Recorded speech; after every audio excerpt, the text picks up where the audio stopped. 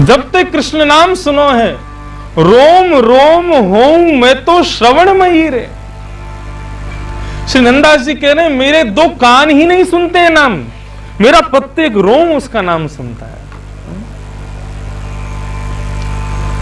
नंददास जी का ये भाव कहता है कि मानव का प्रत्येक रोम श्रवण करता है। जब आपके अनुकूल कोई भाव प्रस्तुत कहीं हो रहा हो, आपके अनुकूल कथा चल रही हो, आपके अनुकूल कीर्तन चल रहा हो, आपके अनुकूल सब राग रागनियां गव रही हो, तो अपने आप रोए खड़े हो जाते हैं। वास्तव में कहा होवे प्रत्येक रोआ ये गोपी स्वरूप है। मानो जैसे लहंगा फरिया पहन के पूरा शरीर रूप रोया नृत्य करने लग जाता है। ऐसी रुचि कृष्ण नाम में हो जाए तो समझो कि आप श्रवण भक्ति में अब प्रवेश कर रहे हो।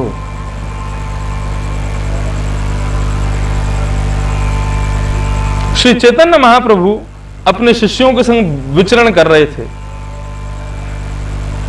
तो एक व्यक्ति कथा कर रहा था और उल्टी सीधी कथा कर रहा था, ना कोई ज्ञान की बात, ना कोई विशेष चर्चा, बस बैठ के बोल रहे हैं। उनके समस्त शिष्यगण तो मनी मन सोच रहे थे कि भैया देखो ये व्यक्ति कथा कर रहे हैं और फालतू की बात कर रहे हैं। लेकिन श्री चैतन्य महाप्रभु की दिशा, वो दोनों भुजा उठा करके रुदन कर रहे थे वहां कथा में बैठ के।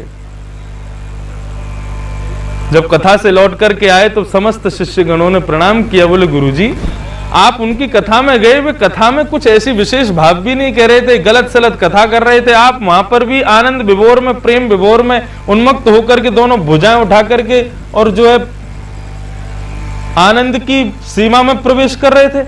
ऐसा क्या था उस कथा में? तो बोले तुम लोग कथा सुनने गए थे, लेकिन वो वक्ता जब जब कृष्ण नाम बोलते थे तब तब ठाकुर जी मेरे सामने प्रकट होकर दर्शन देते थे। मुझको तो वही में आनंद आ जाता, वो उनके मुख से कृष्ण नाम निकल रहा है, वो कृष्ण नाम ही रस है, वही आनंद देता है।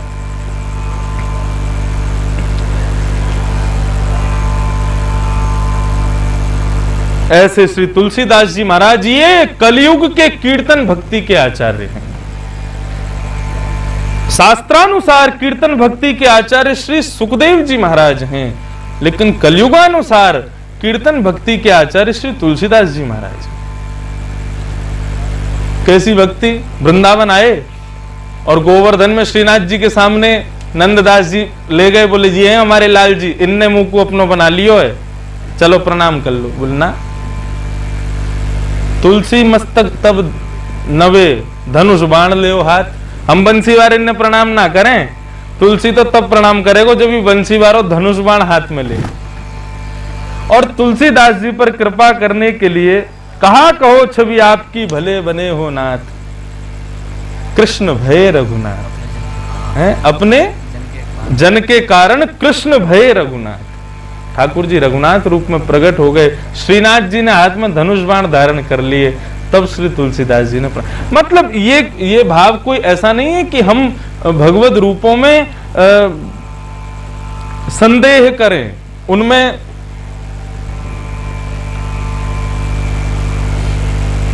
किसी भी प्रकार की संशय करें, नहीं। ये तुलसीदास जी की भक्ति केवल वो आपको बताने के लिए कि ऐसे भी भक्त हैं, ऐसे भी प्रेमी हैं। तो ऐसे श्री तुलसीदास जी महाराज जी कीर्तन भक्ति के आचार्य हैं कलयुग के। तो कल हम लोग श्रवण कर रहे थे, श्रवण भक्ति के आचार्य कौन थे? परीक्षित जी। आज कीर्तन भक्ति के आचार्य श्री सुखदेव जी। अब सुखदेव जी के कुछ गुण हैं, उन गुणों के अनुसार वे कीर्तन भक्ति के आचार्य हैं। तस्य पुत्रो महायोगी समदृङ् निर्विकल्पकः एकान्तमतिरुन्निद्रो गूढ़ो मूढ़ इवेयते।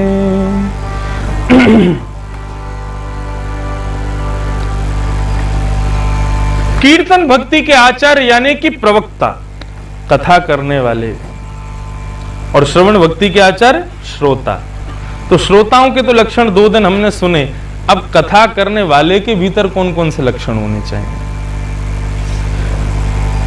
कीर्तन करने वाले के भीतर कौन कौन से लक्षण होने चाहिए, वो हम श्री सुखदेव जी से सीखें। तो कीर्तन के आचार्य श्री सुखदेव जी के 6 लक्षण स्वाध्याय के क्रम में आए सामने, सब लोग बहुत सावधानी से सुने।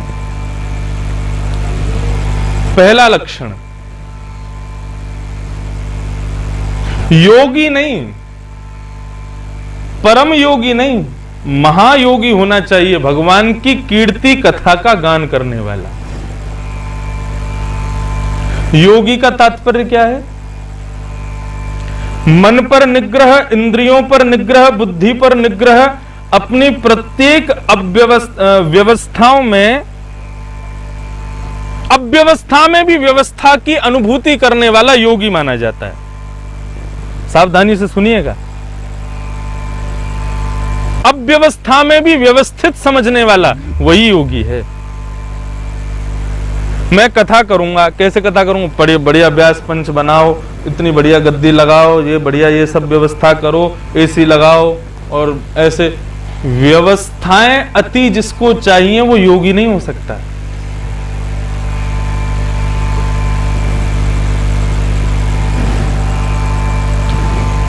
दो चीज याद रखिएगा, अपने वर्तमान में सुख और परिणाम की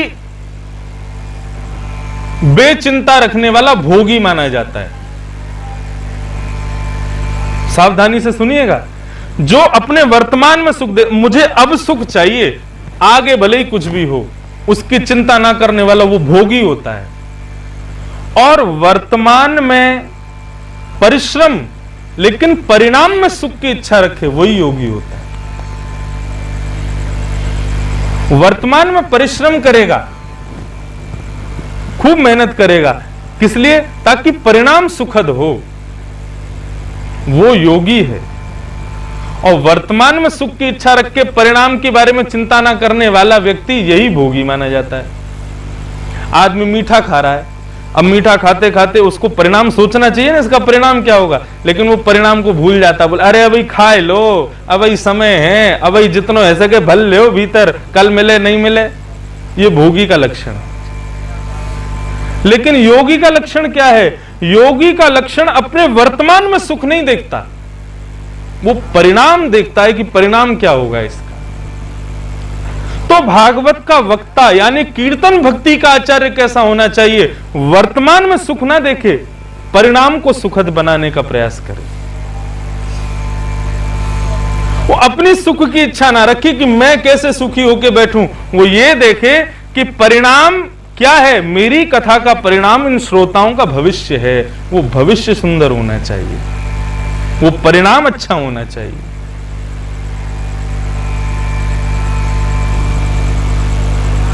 एक होते हैं योगी और एक होते हैं योगियों के योगी, उनको कहा गया भागवत की भाषा में योगेश्वर।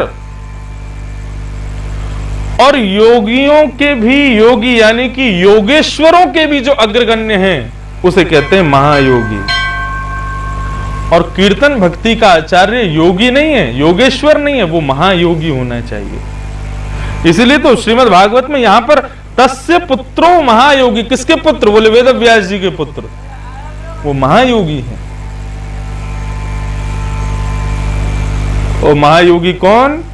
जो परिणाम में सुख की इच्छा रखे, वर्तमान में नहीं।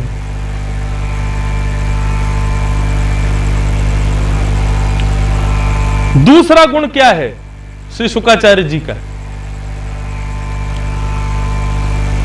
समदृक् निर्विकल्प दृक्। बहुत ध्यान से सुनिएगा, दूसरा गुण श्री शुकाचार्य जी का है समदृक् निर्विकल्प दृक्। समदृक् निर्विकल्प दृक् का एक बहुत सुंदर, एक शास्त्रों में एक श्लोक द्वारा एक बहुत सुंदर उपदेश दिया गया। लुब्धा धनमयं विश्वं कामुका कामनीमयं भक्ता कृष्णमयं विश्वम भावो ही भव कारणम।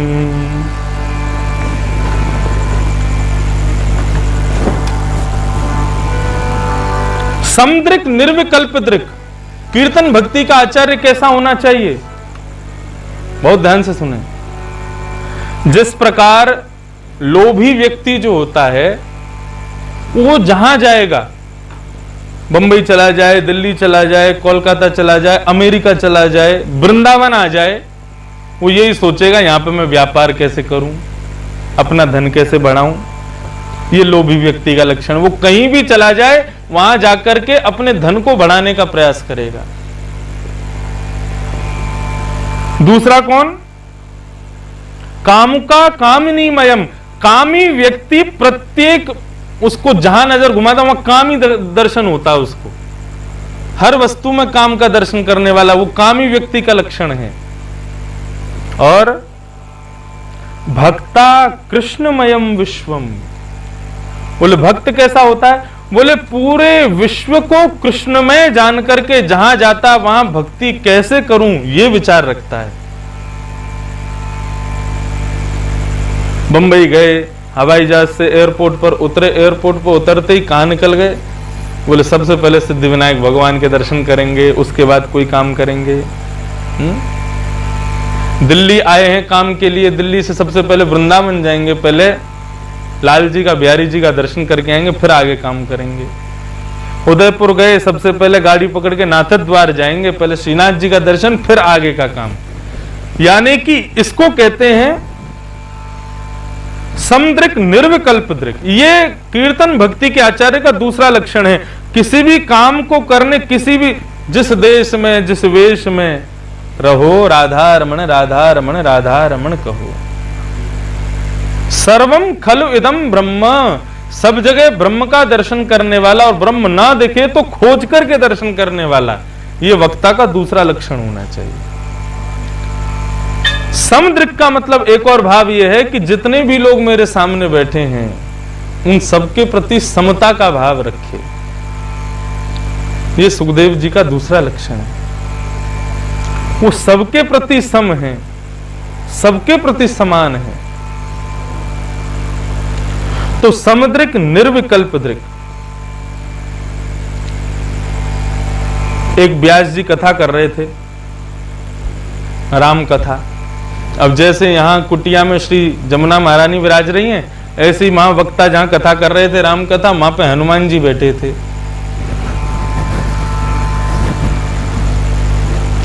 वहां हनुमान जी बैठे थे। अब व्यास जी कथा कर रहे थे कि बोले भैया,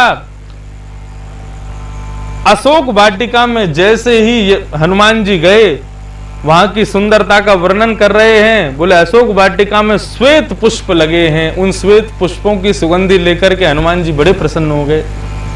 हनुमान जी वहीं बैठे हैं, उनकी तो मूर्ति स्थापित है। हनुमान जी बोले देख झूठ बोल रहा है, पुष्प वाटिका में श्वेत पुष्प थे ही नहीं।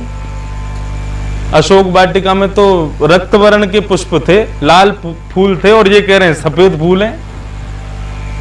अब एक कथा है कि हनुमान जी ने कछु नहीं कही, और मंदिर परिकर के लोगों ने फिर कथा कराई, फिर से कथा हुई, फिर से विषय आए, फिर बोल गए। बोले ओहो अशोक वाटिका की सुंदरता हनुमान जी देख रहे हैं, सफेद फूलों से युक्त अशोक वाटिका। हनुमान जी बोले देख फिर गलत बोल लो है। अरे मैं तो वहां गया था, मुझे तो पता है वहां पर श्वेत नहीं, वहां तो लाल पुष्प थे। एक बार और हनुमान जी ने क्षमा कर दी। 2-3 साल बाद फिर कथा भाई। हनुमान जी कौन? प्रभु चरित्र सुन वे को रसिया। अभी हनुमान जी भी आएंगे। नवदा भक्ति के 9 आचार्यों में दास्य भक्ति के आचार्य तो हनुमान जी हैं। अभी तो कौन सी चल रही है? श्रवणम कीर्तनम विष्णु, कल स्मरणम, कल श्री प्रहलाद जी आएंगे। पाद सेवन परसों लक्ष्मी जी आएंगी। अर्चनम, अर्चना के भाव से श्री पृथु जी महाराज आएंगे। दास्यम, वंदनम, वंदनम में अक्रूर जी आएंगे, और दास्य में श्री हनुमान जी आएंगे। अभी तो उनके पूर्ण विषय आएंगे ही। हनुमान जी बोले कि आज अगर इसने बोली कि सफेद फूल थे तो हम नहीं छोड़ेंगे।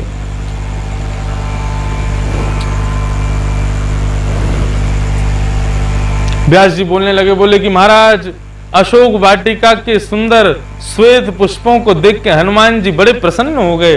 हनुमान जी तुरंत मूर्ति में से प्रकट हो गए। प्रकट होती व्यास जी ने सबसे पहले तो प्रणाम किया। बोले प्रणाम प्रणाम बाद में करना भैया, तीन कथा सुन चुका हूं मैं तेरी, तू हर बार गलत बोले। अशोक वाटिका के पुष्प श्वेत नहीं थे, रक्त वर्ण के थे, लाल थे। व्यास जी ने प्रणाम किया। प्रणाम कर बोले प्रभु आप विराजो तो सही। यत्र यत्र रघुनाथ कीर्तनम तत्र तत्र कृत मस्तकांजलिम। हनुमान जी कोई आवे नहीं आवे लेकिन हनुमान जी कथा में जरूर आते हैं, कहीं भी हो। व्यास जी बोले प्रभु देखो आपकी बात हमारे सिर माथे, लेकिन मैं अपनी बात पर अटल हूं। अशोक वाटिका के पुष्प श्वेत थे, लाल नहीं थे। हनुमान जी बोले देखे तुमने थे कि हमने थे? हम गए थे अशोक वाटिका। बोले भले ही आप गए थे लेकिन फिर भी मैं इस बात का प्रमाण तो नहीं, लेकिन हां दावे से कहूंगा कि वहां के पुष्प श्वेत थे। हनुमान जी बोले तुम दृष्टा के आगे भी नहीं मानोगे उसकी बात? बोले बिल्कुल नहीं मानेंगे, हम तो अपनी बात पर अटल हैं। तो बोले तुम ऐसे नहीं मानोगे, तुमको वहां और जो दृष्टा थे उनसे मिलवाना पड़ेगा। व्यास जी मनी मन सोचने लगे वो तो हम चाह ही रहे हैं, आप मिलवाओ तो सही।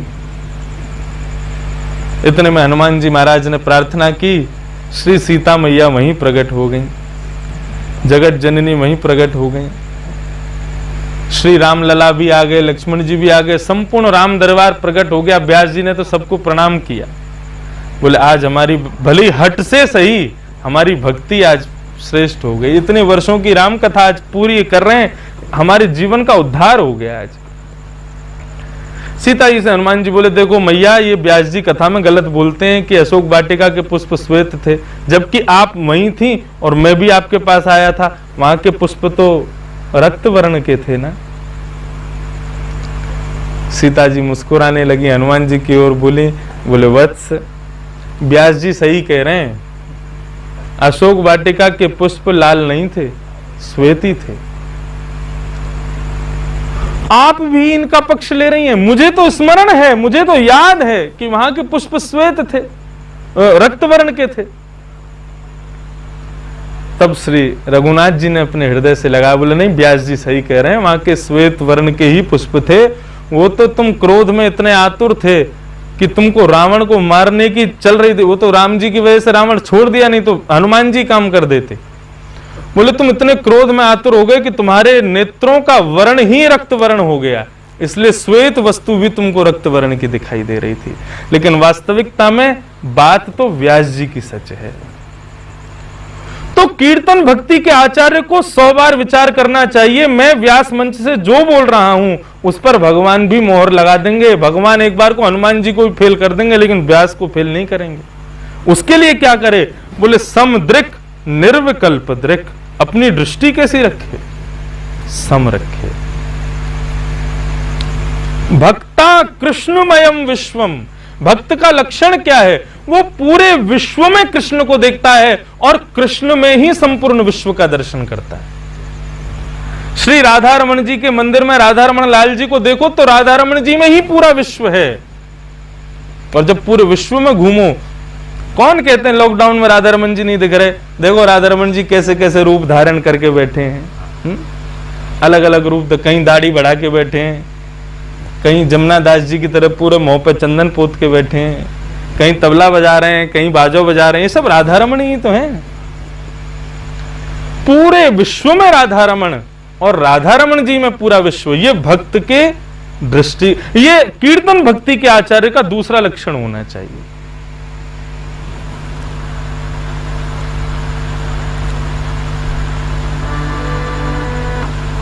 तीसरा लक्षण एकांतिक मति। कीर्तन भक्ति के आचार्य में तीसरा लक्षण होना चाहिए कि उसकी मति एक में हो, दो बातें ना करे। एकम शास्त्रम देवकी पुत्र गीतम। एक में मति, जिसको हम कहते हैं अनन्य भक्ति, न अन्य इति अनन्य, एक में ही संपूर्ण अनन्यता, इसी को कहते हैं एकांतमति। तो वक्ता के भीतर तीसरा गुण क्या होना चाहिए? कीर्तन भक्ति के आचार्य के भीतर तीसरा गुण होना चाहिए, जिसका भजन, जिसकी कथा करे उसमें पूर्ण रूपेण समर्पित भाव से अपनी मति को लगा दे। एकांतिक मति, एक के बाद में मति का अंत हो जाना, जैसे कि यथा ब्रज गोपिका नाम, ब्रज की गोपियां कैसी मति है उनकी? मन ना रहे 10-20, मन ना रहे 10-20, एक हतो सो गयो श्याम संग, को आराधे कोई, मन ना रहे 10-20। हे उद्धव, तुम कह रहे हो कि कृष्ण से मन हटा करके कहीं और लगा ले हम। अरे हम पे कोई 10-20 मन थोड़ी है, एक इन्हें दे दियो, एक तुम्हें दे दियो, एक उन्हें दे दियो, एक याय दे दियो, एक ही तो मन है।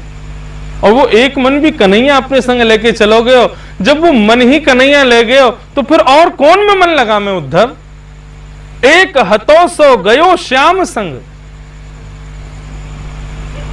को आराधे ईश, मन ना रहे 10-20। इसको कहते हैं एकांतिक मति,